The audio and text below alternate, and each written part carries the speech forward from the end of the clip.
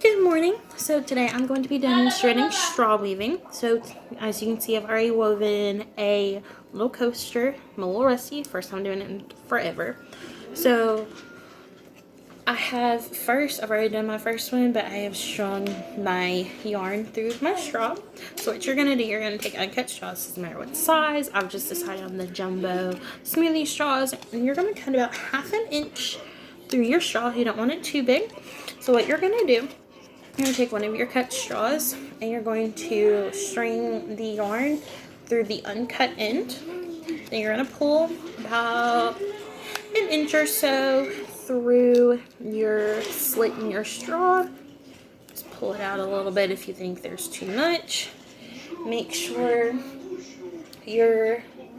everything lines up together so everything is even and it's not. Just tug on it and make sure everything is the same. You're going to cut the strings at the end anyway, but it's still good at your starter if your strings are the same length. So I'm going to pull that a little bit. Once they're the same, you're going to take your tape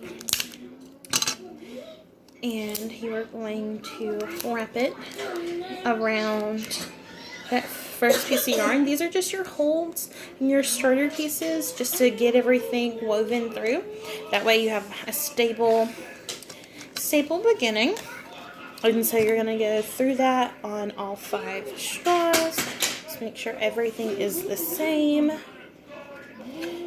So as you saw at the beginning, you want that as like your ending piece. You can make anything from a coaster to a scarf to a bracelet. It just depends on how many straws you have and how thick your yarn is and so on and so forth. So I'm going to get these through there, so give me just a minute and I will continue to explain. Okay, so once you've gotten all of your string woven through your straws, you're just going to make sure they all line up together. Once they do, what you're going to do now is you're going to take your other spool of yarn. It can be the same color, it can be different colors. I decided to do all the same color. So you're just going to unravel quite a bit of yarn, depending on how big you want to make it. So I'm just going to make another coaster. So I just got as much yarn as I thought I needed. And what you're going to do first is you're going to make a slip knot. So you're going to wrap the yarn around your finger, get a little hole, push the yarn through, and you're going to pull. You don't want to pull it too tight just yet because you're going to have to tie it off at the end. So you just want it a little loose just to get you a little starting point. So what you're going to do, you're going to realign your straws again. It is a little tricky because they aren't tied together, but it's perfectly fine. You want that looseness. What you're going to do, you're going to set your loop knot on your first straw. Just going to slide it down on there. And so you can do front or back or over and under. And so we're going to go behind, in front, behind, wrap around.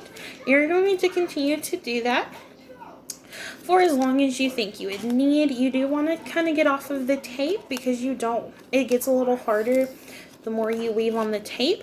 So we'll just go around a couple times. I'm going to push it down. You do have to use a little bit of force.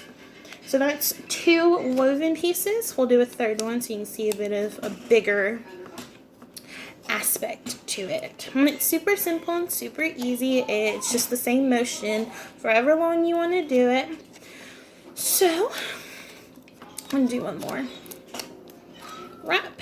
And then you'll push them all together. And you have your first line of yarn. This can be as long as you want, as big as you want, or as small as you want. If you like to do it in your free time, I highly suggest it is a good distressor. You want to do it before bed, highly suggest doing that. Thank you all. That is how you yarn weave. Thank you.